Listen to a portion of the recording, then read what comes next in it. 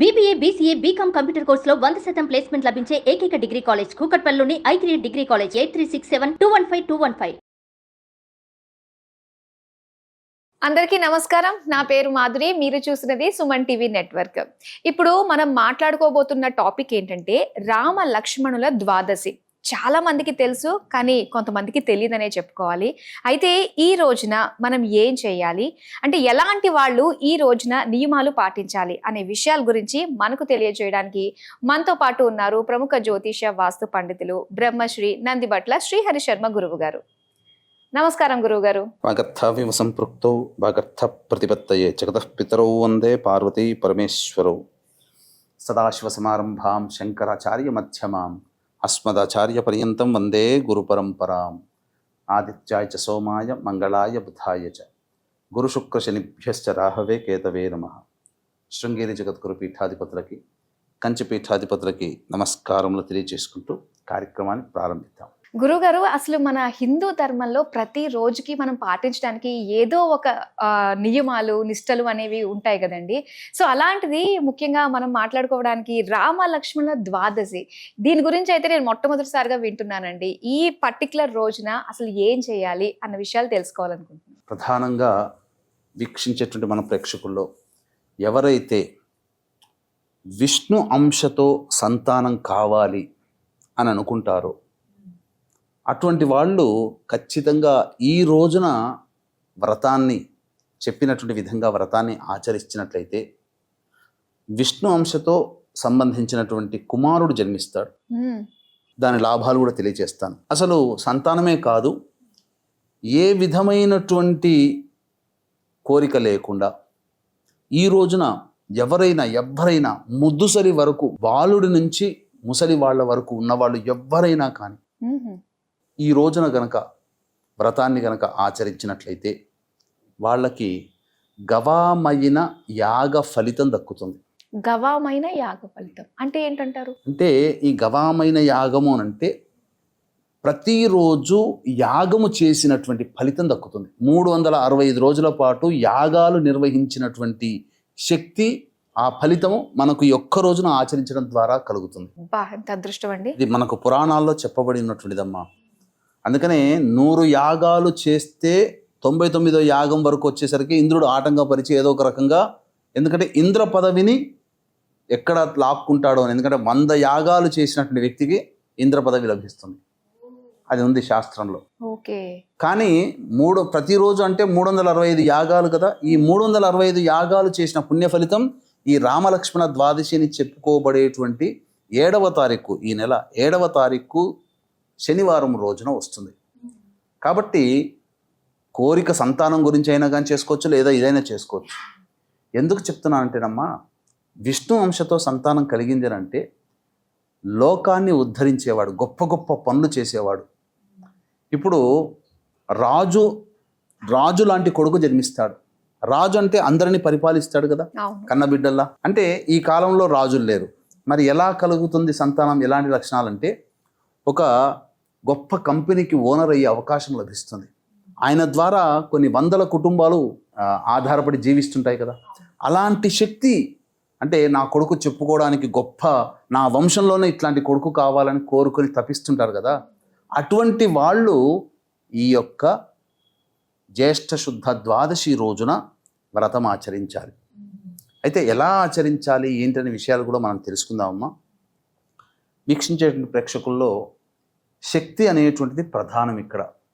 అంటే మనకు బంగారము అనేటువంటిది ఆ రోజుల్లో విరివిగా లభించేది కాబట్టి, అంటే ఎందుకు ఇదంతా చెప్పబడి ఉందనంటే, సంతానం కలగట్లేదు అని చెప్పినటువంటి విషయంలో దశరథ మహారాజు చాలా బాధపడుతుంటే, ఎవరైనా సమస్య వస్తే గురువుల దగ్గరికి వెళ్తారు కదా. అలా వశిష్ఠుడి దగ్గరికి వెళితే ఆయన ఈ వ్రతాన్ని చేయమని చెప్పి విధి విధానాన్ని దశరథుడికి చెప్పాడు. ఈ దశరథుడు ఆచరించినటువంటి భార్యా సమేతముగా ఆచరించినటువంటి కారణం చేత 10 నెలల తర్వాత సాక్షాత్తు విష్ణుమూర్తి అంశతో శ్రీరాముల వారు జన్మించారు. లక్ష్మణుడు, భరతుడు, శత్రుఘ్నుడు. అందుకని రామలక్ష్మణ ద్వాదశి అని పేరుగాంచింది అప్పటి నుంచి.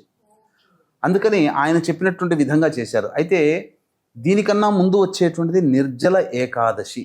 అంటే మనకు ఇస్లామీయులు రంజాన్లో ఉదయం నుంచి సాయంత్రం వరకు ఈ ఎంగిలిని కూడా అనగా లాలాజలాన్ని కూడా మింగరు కదా. అలాగే సంవత్సరం మొత్తంలో ఉన్న ఏకాదశులలో నిర్జల ఏకాదశి అనేటువంటిది కూడా ఇలాంటిది. ఆ రోజున కూడా ఎటువంటి సంబంధించినటువంటి లాలాజలాన్ని కూడా మింగరు.